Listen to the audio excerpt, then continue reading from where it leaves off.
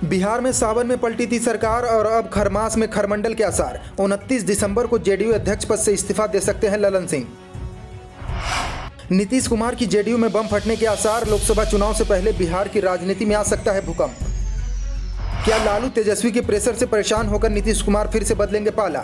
5 point में समझे इन अटकलों में कितना है दम।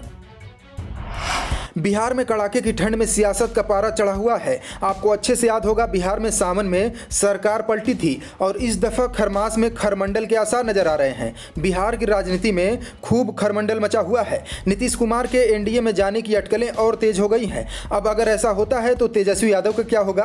क्या तेजस्वी यादव भी नीतीश कुमार के साथ एनडीए का हिस्सा होंगे या फिर वह कांग्रेस के साथ ही जाएंगे? पानी पी पी कर बीजेपी को गरियाने वाले जदयू के राष्ट्रीय अध्यक्ष ललन सिंह का क्या होगा? क्या नीतीश कुमार के एनडीए में जाते ही ललन सिंह अध्यक्ष पद से इस्तीफा दे देंगे? बिहार की राजनीति में इस तरह के कई सवाल उबाल मार रहे हैं। बिहार की सियासत में क्या फिर से कुछ बड़ा होने वाला है? यह चर्चा यूं ही शुरू नहीं हुई। जिस तरह से सीएम नीतीश की विपक्षी एकता गठबंधन इंडिया में खास तवज्जो नहीं मिली, उसके बाद से सियासी माहौल बदला दिख रहा है। खासतौर पर सीएम नीतीश के व्यवहार में बड़ा अंतर नजर आया। भले ही वो इंडिया अलायंस में किसी भी नाराजगी से इनकार कर रहे हों, लेकिन ऐसा कहा जा रहा है कि उनका मन खट्टा हो चुका है और वो कांग्रेस से बदला लेने के लिए पूरी तरह से तैयार हैं। सूत्रों से मिली जानकारी के मुताबिक जदयू के 90% नेता भी एनडीए के साथ जाने के लिए तैयार हैं। वो अपने नेता नीतीश कुमार के साथ हुए अपमान से आहत है। इन सब सवालों के बीच अब डिप्टी सीएम तेजस्वी यादव का क्या रोल होगा? जाहिर सी बात है, अगर नीतीश कुमार एनडीए के साथ जाते हैं तो तेजस्वी यादव कांग्रेस के साथ बने रहेंगे,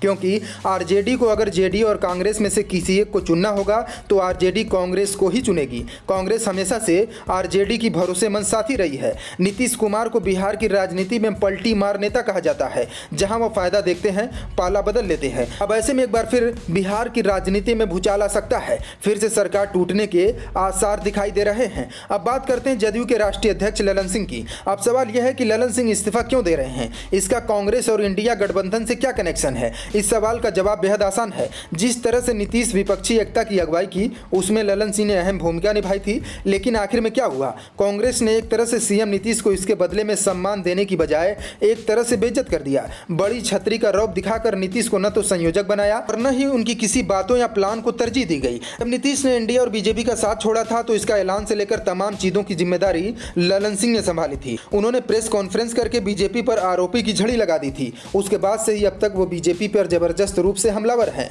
हमारे सूत्रों का दावा है कि अगर नीतीश कुमार ने अपने उन विधायकों, विधान पार्षदों और सांसदों के साथ कोर टीम की कुछ चुनिंदा नेताओं की बात मानी तो उनके एनडीए में जाने का मामला तय हो सकता है। और जैसे ही ऐसा हुआ वैसे ही ललन सिंह जेडीयू के राष्ट्रीय पद से इस्तीफा दे देंगे।